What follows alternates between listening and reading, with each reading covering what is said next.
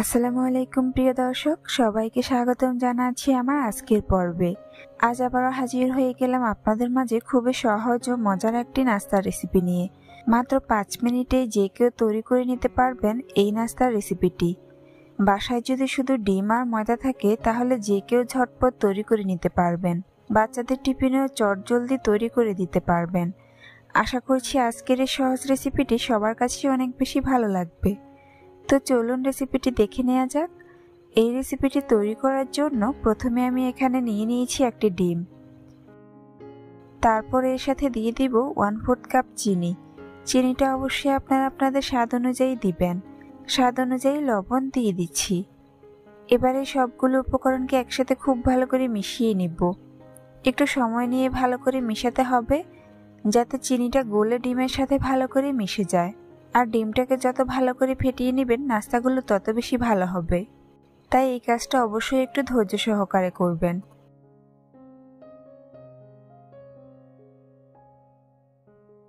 ডিম ফেটানো হয়ে গিয়েছে আর চিনিটাও গলে গিয়েছে। এখন এর মধ্যে অ্যাড করে নিব 3/4 কাপ ময়দা। চাইলে এখানে আপনারা আটাও ব্যবহার করতে পারেন। দিয়ে দিচ্ছি 1/4 কাপ চাউলের গুঁড়া আর দিয়ে দিচ্ছি 1/2 চা চামচ বেকিং সোডা। এবার সবগুলো উপকরণকে একসাথে ভালো করে মিশিয়ে নিব। খুব ভালো করে মিশিয়ে নিতে হবে।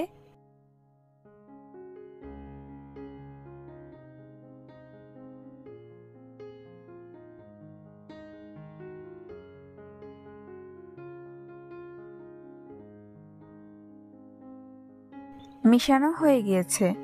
এখন এর মধ্যে অল্প অল্প করে পানি মিশিয়ে লিকুইড একটি ব্যাটার তৈরি করে নিব। পানিটা একবারে দেওয়া যাবে না, অল্প অল্প করে দিয়ে মিশাতে হবে, কেননা পানি একবারে দিলে ব্যাটার পারফেক্ট হবে না।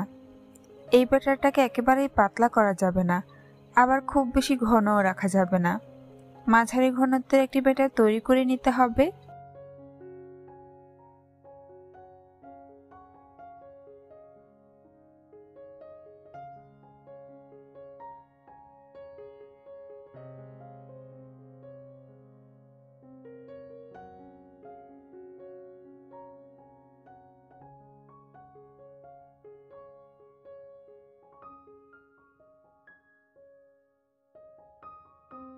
ব্যাটার তৈরি করে নিয়েছি।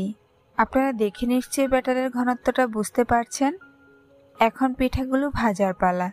তাই চুলে একটি প্যান বসিয়ে পর্যাপ্ত পরিমাণে তেল দিয়ে দিয়েছি আর যে চামচ দিয়ে পিঠাগুলো তৈরি করব সেই চামচটা তেলের মধ্যে ডুবিয়ে দিচ্ছি। এতে করে তেলও গরম হয়ে যাবে আর চামচটাও গরম হয়ে যাবে। আর চামচ গরম করে নিলে পিঠাগুলো খুব সুন্দরভাবে চামচ থেকে ছাড়িয়ে যাবে। তেল চামচ দুটোই গরম হয়ে গিয়েছে। এখন চামচের মধ্যে পিঠার ব্যাটার পরিমাণ মতো দিয়ে দিচ্ছি।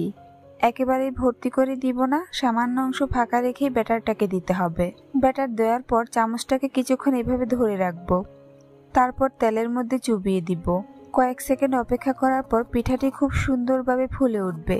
তারপর পিঠাটিকে চামচ থেকে ছাড়িয়ে নিতে হবে। এবার পিঠাটিকে আমি উল্টে পাল্টে ভেজে নিব আর চামচটাকে তেলের মধ্যেই রেখে দিব।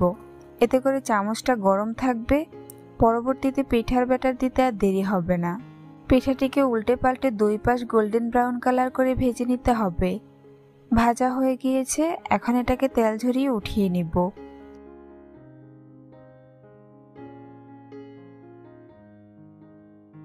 একই রকম ভাবে আমি আপনাদেরকে আরো একটি পিঠা তৈরি করে দেখিয়ে দিচ্ছি। এই পিঠাগুলো ভাজতে খুব বেশি সময়ের প্রয়োজন নেই। প্রতিটি পিঠা ভাজতে 2 থেকে 3 মিনিটের বেশি সময় লাগবে না। তাই ঝটপটি তৈরি করে নিতে পারবেন, কোনো ঝামেলাও হবে না। আর পিঠাগুলো কতটা ফুলে উঠছে সেটা নিশ্চয়ই আপনারা দেখেই বুঝতে পারছেন, বলার তো আর কিছুই নেই।